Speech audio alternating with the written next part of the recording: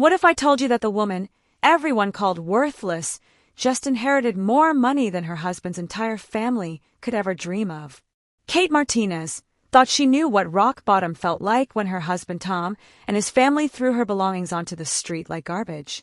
She had no idea that inside her old jewelry box was a letter that would change everything and turn her from victim to victor in the most spectacular way possible. Kate's story isn't just about money or revenge. It's about what happens when people show you their true colors and you finally have the power to do something about it. Most people think fairy tale endings only happen in movies, but sometimes real life serves up justice in ways that are almost too perfect to believe. This is one of those stories that makes you question whether karma is real, because what happened to Kate and her husband's family is so perfectly timed it almost seems planned by the universe itself. 3 years ago, Kate married Tom Harrison thinking she had found her person. Tom was different from other guys she dated, or at least that's what she believed at the time.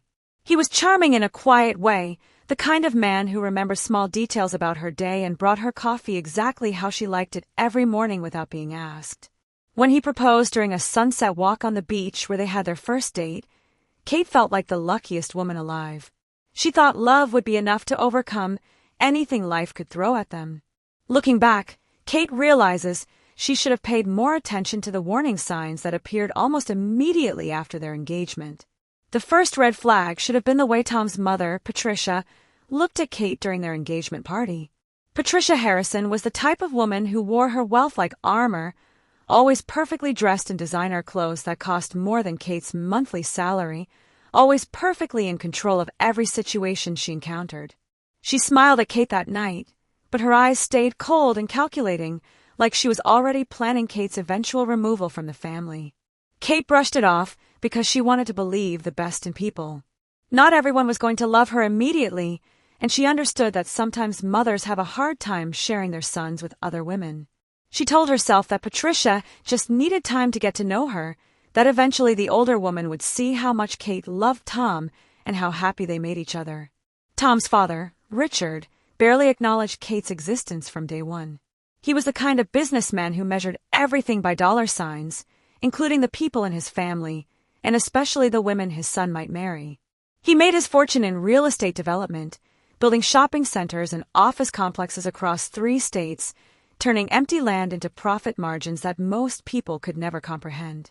Money was the only language he spoke fluently, and Kate didn't have enough vocabulary to hold a conversation with him about anything that mattered in his world. Then there was Tom's sister, Jessica, who treated Kate like she was carrying some contagious disease that might infect the entire Harrison family bloodline. Jessica worked for the family business and made sure everyone knew she was being groomed to take over the empire someday when Richard decided to step back. She had opinions about everything Kate wore, everything Kate said, and everything Kate did around the family. Nothing was ever good enough for Jessica's impossibly high standards, which seemed designed specifically to make Kate feel inadequate and unwelcome. Kate tried harder than she should have, putting an effort that the Harrison family never deserved or appreciated. She spent her weekends learning Patricia's favorite recipes from scratch, studying cooking techniques online, and practicing until her fingers were burned and cut from hours in the kitchen, even though Patricia would always find something wrong with the seasoning or presentation.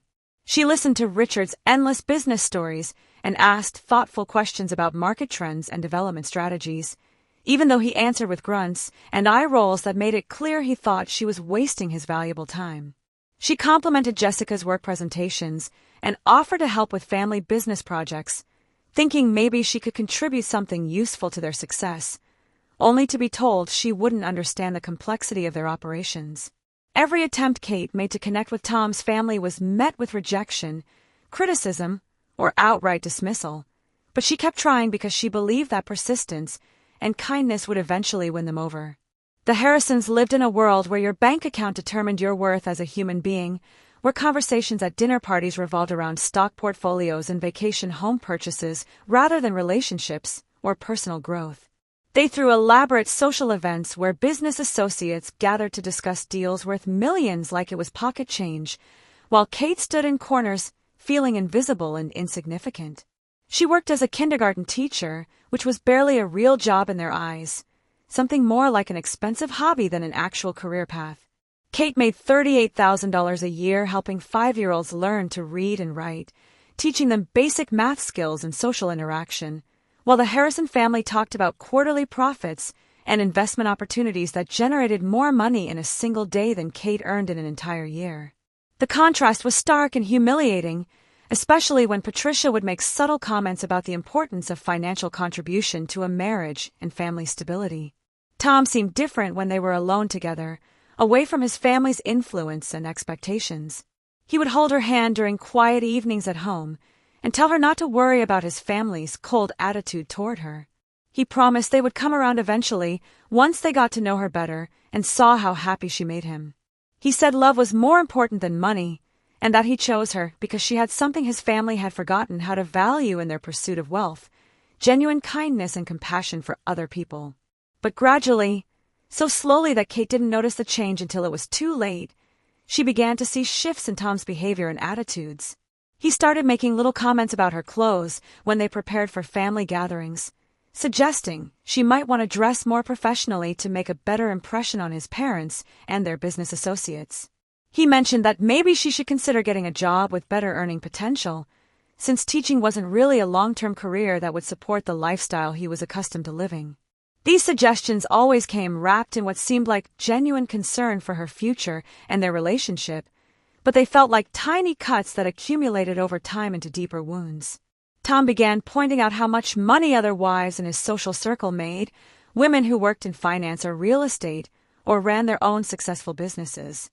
He talked about Jessica's rapid success in the family business, and how proud his parents were of her ambition and drive to build something meaningful. He never directly criticized Kate's career choice or told her she wasn't good enough, but the message became increasingly clear. She wasn't measuring up to Harrison family standards, and her inability to contribute financially was becoming a problem that needed to be addressed sooner rather than later. Kate started doubting herself in ways she never had before. Maybe she was being too sensitive about his family's coldness and rejection. Maybe she needed to try harder to fit into their world of business success and financial achievement. She signed up for evening business classes at the local community college, thinking it might help her connect with Richard's interests and show the family she was serious about improving herself. She spent money she didn't have on expensive clothes that would help her look the part at family gatherings, maxing out credit cards to buy designer dresses and professional outfits that she hoped would earn Patricia's approval. She even considered leaving teaching entirely to pursue something more lucrative, maybe real estate or business management, anything that would prove she deserved to be part of the Harrison family legacy. Nothing worked the way Kate hoped it would. If anything, her desperate efforts to improve herself and fit in made things worse than before. Patricia started making jokes about Kate's obvious attempts to buy her way into respectability, commenting loudly at family dinners about people who tried to fake sophistication they didn't naturally possess. Jessica rolled her eyes whenever Kate tried to contribute to business conversations, treating her like a child playing dress-up in grown-up clothes who didn't understand the real world of serious business dealings. Richard treated her exactly like what he thought she was, someone playing pretend in a world where she didn't belong, someone who would never understand the complexities of building and maintaining real wealth. The more Kate tried to prove herself worthy of their acceptance, the more obvious it became that they had already decided she would never measure up to their impossible standards, no matter what she did or how hard she worked to change herself. Wait until you hear what happened next. The breaking point came during Tom's birthday celebration at the Harrison family mansion, a sprawling estate that looked like something from a magazine about how rich people live. Kate had spent weeks planning something special for Tom, researching his favorite childhood memories, and putting together a handmade photo album of their relationship from their first date to their wedding day. She was excited to give him something personal and meaningful, something that showed how much she treasured every moment they had shared together. Patricia had organized the party as a networking event rather than an intimate birthday celebration, inviting business associates and potential clients who could benefit the family's real estate empire. The house was filled with people discussing deals and investments that Kate couldn't follow, conversations about market trends and development opportunities that might as well have been spoken in a foreign language. Kate felt out of place immediately, surrounded by women wearing jewelry that cost more than her annual salary, and men who talked about money like it was the only thing that mattered in the entire world. She spent most of the evening standing by herself, near the elaborate dessert table, watching Tom work the room like the businessman he was becoming under his family's influence. He moved from group to group with practiced ease, discussing potential partnerships and investment opportunities with the smooth confidence of someone born into wealth and privilege. Kate barely recognized the man she had married, the gentle guy who used to bring her flowers for no reason and spend Sunday mornings reading the newspaper together in bed. When Tom opened his presents in front of everyone, Kate's carefully crafted photo album looked pathetic next to the expensive gifts from his family and business associates. Richard had given him a Rolex watch worth more than Kate's car. Jessica presented him with keys to a luxury vacation rental property in the Bahamas that the family business had just acquired. Patricia's gift was enrollment in an exclusive business leadership program that cost $30,000 and would help him expand his professional network. Then Tom opened Kate's album, and the room went silent in the worst possible way. She watched his face as he flipped through pages of their memories together, photos of quiet dinners and weekend hiking trips, and lazy afternoons that suddenly seemed insignificant compared to the world of wealth and success his family represented. The silence stretched uncomfortably until Patricia made a comment about how thoughtful it was that Kate had put together such a sweet little scrapbook, her tone making it clear that sweet and little were not compliments in the Harrison family vocabulary. Jessica laughed and said something about how nice it must be to have so much free time for craft projects, while Richard just shook his head and walked away to rejoin a conversation about quarterly profit margins. Tom closed the album quickly and moved on to thanking everyone for coming to celebrate with him, but Kate could see the embarrassment in his eyes. She had humiliated him in front of his family and their business associates with her homemade gift that looked cheap and childish compared to their expensive presentations. That night, after all the guests had gone home and they were alone in their apartment, Tom finally said what Kate had been dreading to hear. He told her that he loved her, but love wasn't enough to build the kind of life he wanted for their future together. He explained that his family's expectations weren't unreasonable, that wanting financial security and social status were normal goals for successful people. He said Kate needed to decide whether she was willing to make the changes necessary to fit into his world, or whether they should consider ending their marriage before things got worse between them.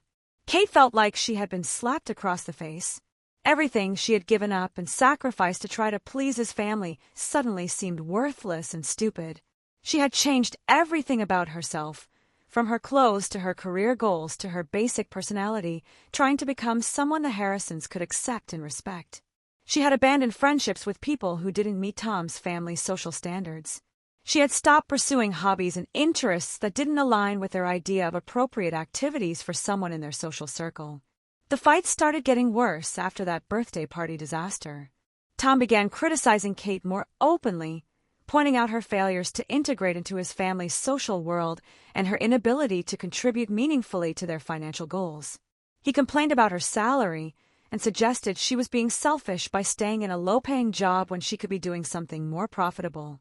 He compared her to Jessica constantly, holding his sister up as an example of what a successful woman should look like in the modern world. Kate tried defending herself, explaining that teaching was important work that she was passionate about, that helping children learn and grow was valuable even if it didn't generate significant income. But Tom dismissed her arguments as naive idealism that they couldn't afford anymore. He said his family had worked too hard building their success to watch him throw it away on someone who refused to prioritize their shared future over her personal preferences.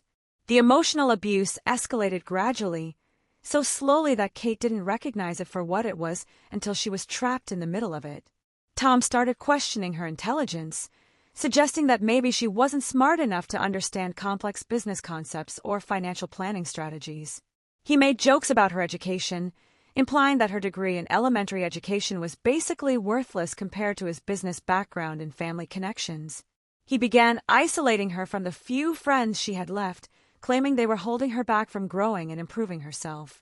When Kate tried to maintain relationships with her teaching colleagues, Tom complained that they were filling her head with unrealistic expectations about work-life balance and personal fulfillment.